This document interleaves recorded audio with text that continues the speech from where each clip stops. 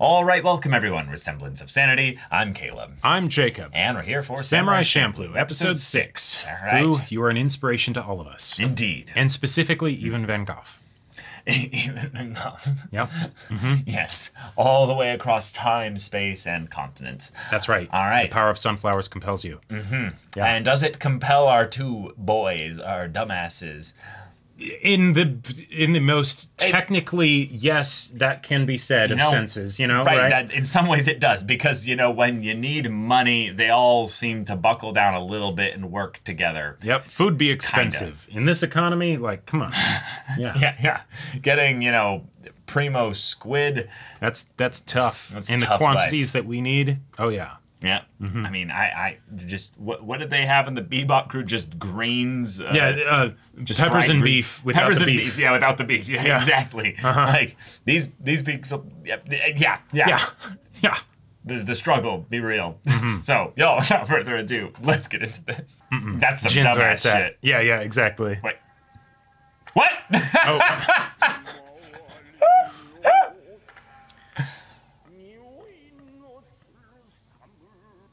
Samurai! How are we gonna find him, Uncle? He's clearly a master of evasive maneuvers. Yeah. You have no idea where you're going, do you? Nope. Yeah. Nihonbashi. Oh, cool. You're like, I know that place. I kind of know that place, yeah. They're about to fight Millennia. It took me like 3 seconds. I was like, the fuck are you talking about? The red-haired forwarder. Oh, yes! I was wondering if this was that episode. Oh! Shit.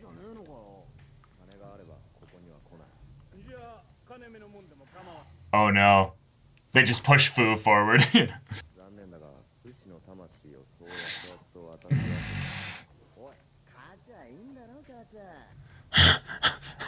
Oh my god, he's about to kill Mugen. Yeah. Oh no. Who the fuck is that? Oh! Eel is so good. Oh my gosh. Hey! To hell with vegetarianism! It is on. Oh, a second bull. That's rough, actually. The fact that you have to eat rice and eel. Yeah, the carbs that fill you up. Oh. Don't accidentally do it. He's being respectful, but... Yeah, he just had a good meal, and now he's done. Oh, God. Oh. Oh, it's so gross. Fu and Mugen are going off. Yep. You swallow that vomit. You keep going, struggler. Have you ever done an eating contest, Jacob? I have not. I've always wanted made that exact face. I have always wanted to. I felt like that it's was so fucking stupid. Don't do it. No. Like no. Oh, he's distended belly. Let's go, Fu! Let's go! Oh, yes. Yep.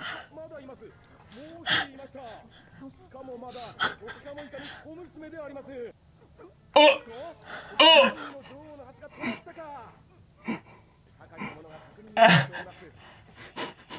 Getting carried away on stretchers. Oh, the swimming vision. Oh, God. It is that bad. It literally does feel like that. Yep. Oh, my God. Yeah, this mystery Ronin or samurai. The cosmos unto itself. The void of the universe. Yes. She was looking at that fly like, if you take some of my rice, you son of a bitch. I'm gonna spear you with my chopsticks and eat you. She's 15! What? What?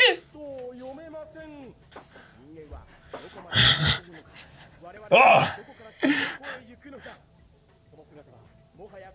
Oh no, wait, is this literally father and daughter, like, right here, like... No! Yeah. Are you kidding me? Yeah. No! Yeah. No! I can't believe I didn't get the joke set up! Yeah. Oh, he's not Japanese. Jin's like, I love it.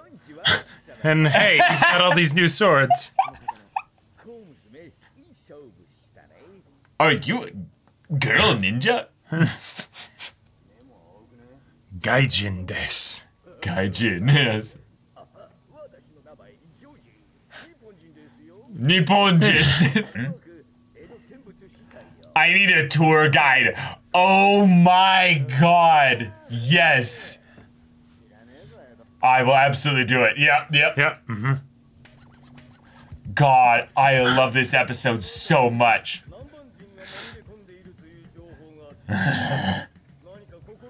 Huh.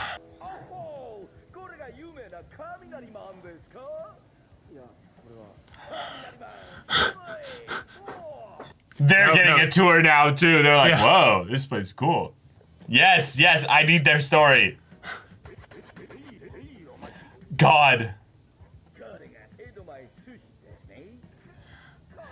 Wabi-sabi, yes! God, this is so funny.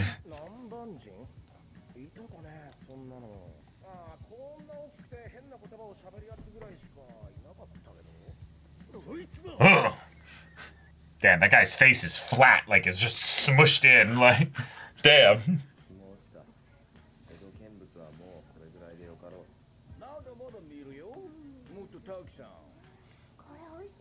The way he holds his chopsticks, too. Mm-hmm. God, so funny.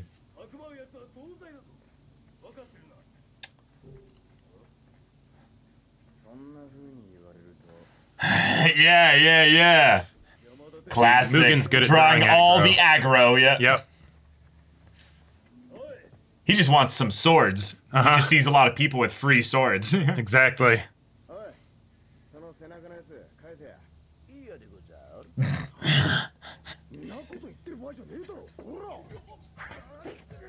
Damn. Everything's a weapon. Yep. Oh! Yeah. Oh! Holy shit! That was beautiful! She's still got her food. Good He's got priority. He's got his, like, plated sandals on his hands. I love that this is continuing. We still don't know what they are, who they are. Oh, we just cut away again. Mm-hmm. The Japanese is so funny.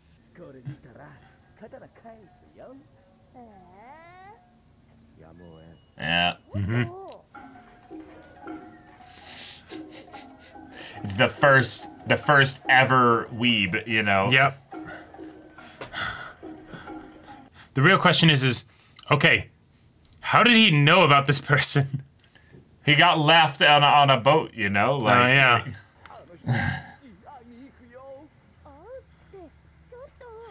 That's not actually the person you're here to see. Nope. Well, yeah. Of course. Oh! Oh! Oh!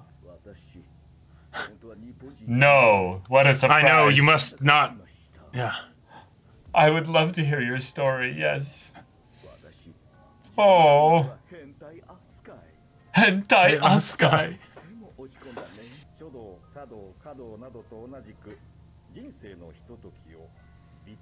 Ooh, aesthetic. Mmm.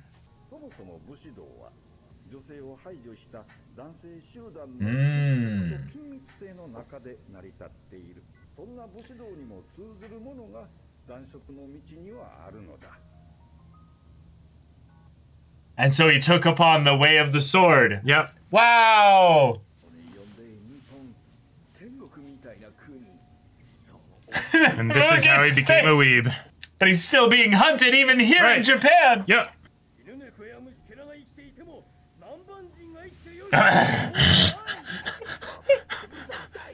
Oh! Yes! Yes! Yes!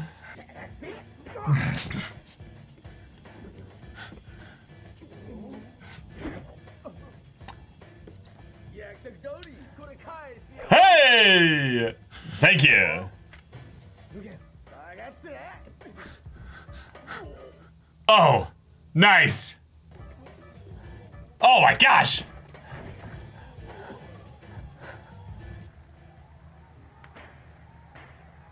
The musical tempo of it all. Oh my god. Oh! All right. Watch out, you're in the splash zone. Yep. And doing the build-up for them and everything.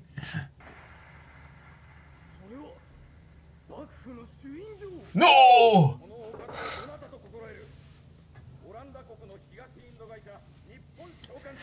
What? What?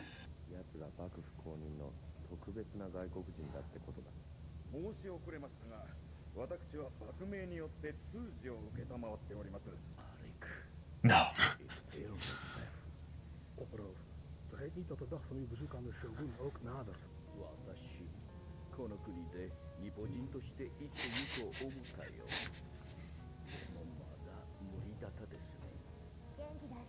And back to the beginning, but just him cresting over.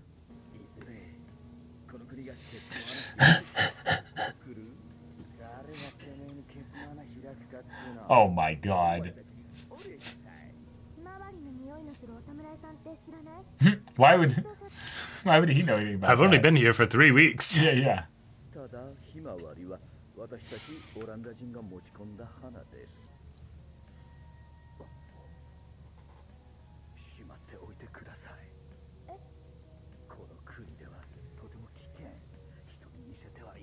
In this country, how does he know that and she doesn't?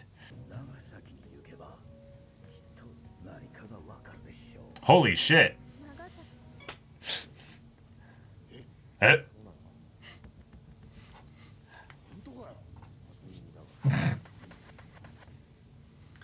Wow.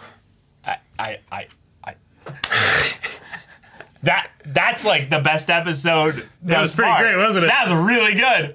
Holy shit, this episode was wonderful, hilarious, and gay as fuck. I love it. Oh my god. We had our actual like full like mystery guy here end up being not just a comedy character, but a source of emotional drama as well. And then he does end up having to leave in a sad way.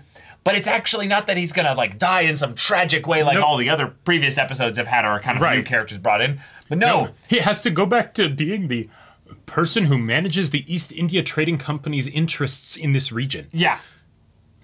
So he's very protected. He's absolutely going to be fine. And he's going to have his gay Bushido ways just continue on. Yep. And that also reinforces of how you would get somebody that would have the privilege to be a weeb in this world, right? You know, like, because you know, oh, Japan must be this paradise. Okay, how disconnected are you, right? Like, you know. It's also how, as a foreigner, he knows the language so well. It's because he's in trade, so he needs to know the language. Yeah, he needs to know the language, and he would be wealthy enough to actually be educated in this kind of thing. Right. Yeah. Yeah. That absolutely makes sense. But yeah, the food eating competition also was really funny because it kind of endeared us to him intrinsically by him competing with Fu at that point and immediately going, oh, he's silly. Right. Cool, so he's a comedy character. Oh, you need your swords back. Well, if you tour, you know, give me a tour, I'll give them to you as payment. That's a high-paying tourist. Very high-paying. Like, so the idea that they're like, we're absolutely doing this. I am known as the Great Edo Man. Yes, I can tour the fuck out of you. Even Mugen's like, this is a great scam, but I can't even do this shit. Sure, Jin's like, I will lie. Evan, as an honorable man, I will lie with such gusto that I get my damn swords back. Right. Fuck.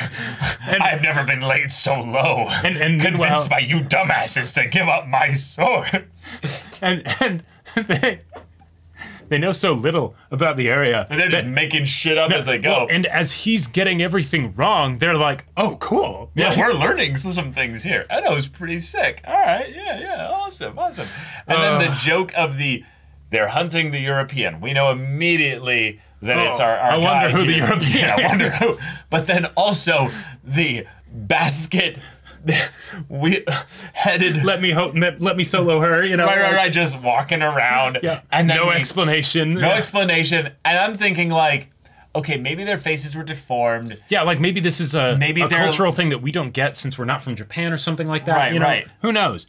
No, they're the most un-Japanese of everyone there. They're just doing that so that they don't shock all the poor old Obachans who are just super racist. They're like, Gaijin! And then just pass out or something. Cause trouble with the local authorities where they're like, are you some, invaders or some shit? And they're like, no, we're here. We're a different kind of invaders. We're capitalism. I'm just so glad. There has to be some kind of a meta poking joke here of he got ostracized from Holland for being homosexual. Right. He then comes to Japan and is getting hunted.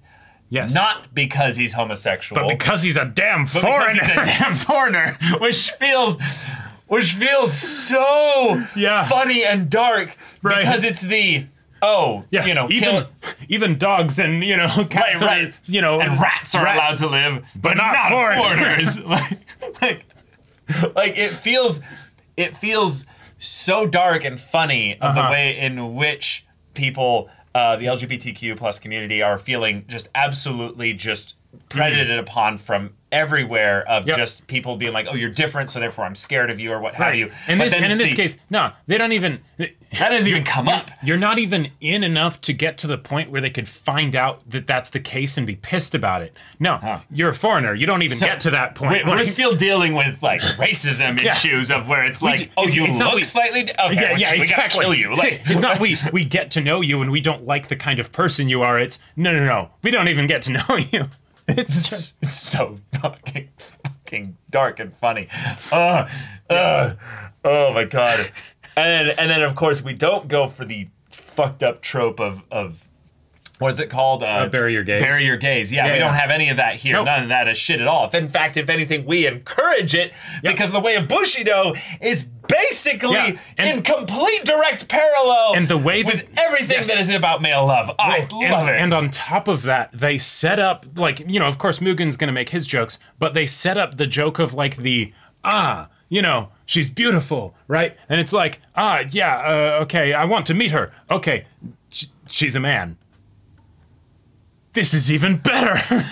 You're beautiful. Right. You're even my type. Yeah. Like, wow. And the guy was like, he didn't really know what to do. He didn't know what to do. I think if anything, he was just like I'm kind of touched here. Like, someone sees me for me, Because it went full on like, Gaijin doesn't know the culture, has their idol obsession. Right. And we know how that goes. We know how that goes. Yeah. To the, no, actually, like this is the most wholesome version of weed that we could get, right? And he's actually really genuinely, he's like, no, I want to live in this country now. Yes, there's the whole, I'm basically like a prince almost in my own right. That too. With regards to, all that standing. His standing. But he's like, nope, I just want, the fact that he's like, do I have to go see the Shogun? It's like I don't really want to. Right, just there is that little bit of pampered baby energy. Oh, totally. But yeah, it's the himbo, right?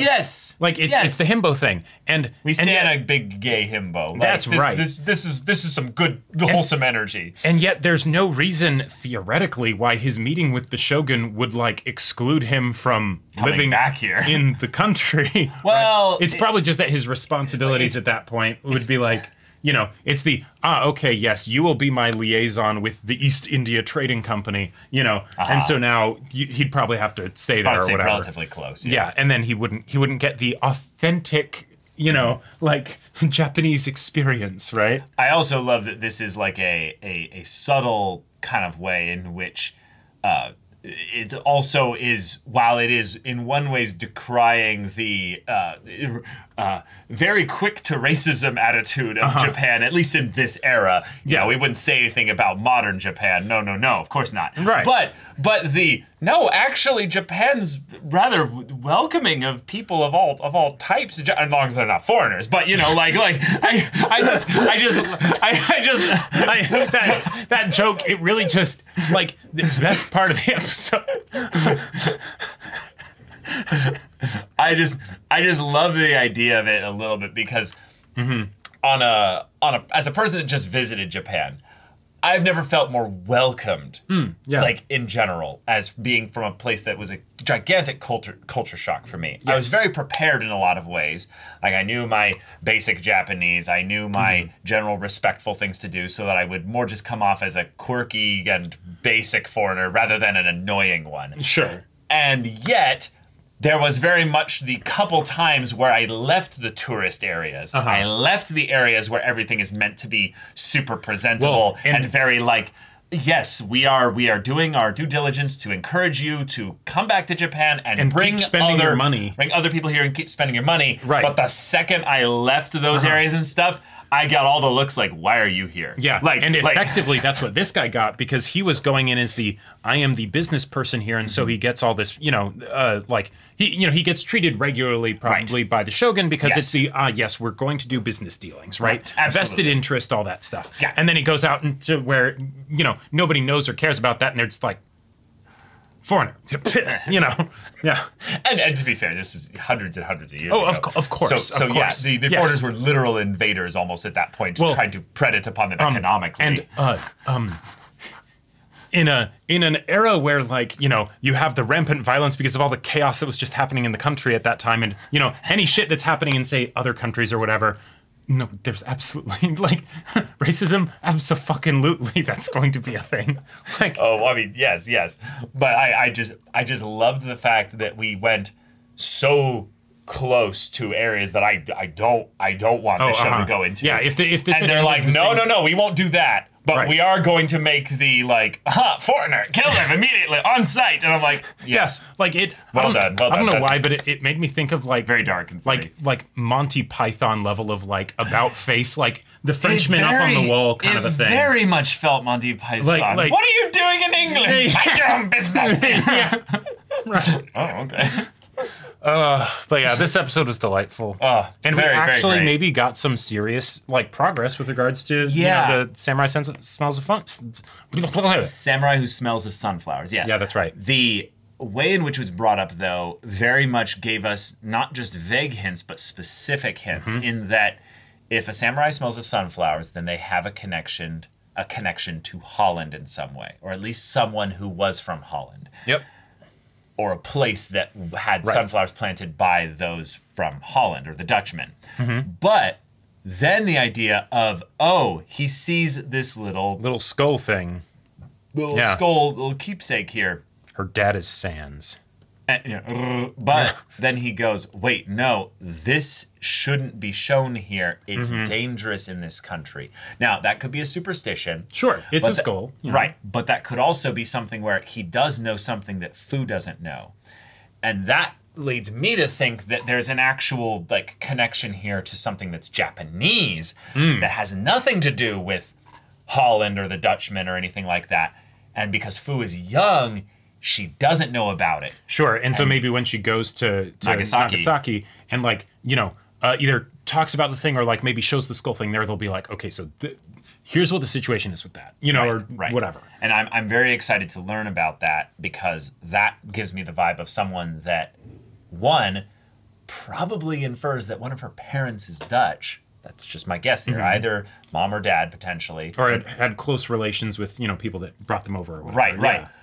And or that this samurai is a little bit more dangerous than they let on. So the idea of waving around this thing going, hey, we're looking for this person. Yeah, it's actually a symbol of a crazy mobster adjacent kind of thing or something. Yeah, it has some kind of dangerous implications, and the idea that they can't now just freely ask about that, but they have to do it more carefully. That also is a natural reason for the pacing as to when they find that is a this great sunflower point. samurai to slow down. Right, because that is a very good point. I think it's a very smart, subtle writing technique to make the protagonist not find the right. We gave multiple concrete points and threads to pull on, but reasons for why it's not going to happen much. Not just with the skull thing, but also with the sunflowers. If it's an imported plant, then that might be something where maybe there aren't a lot of sunflowers in Japan. So it's if they start looking for like, well, where are the areas with sunflowers?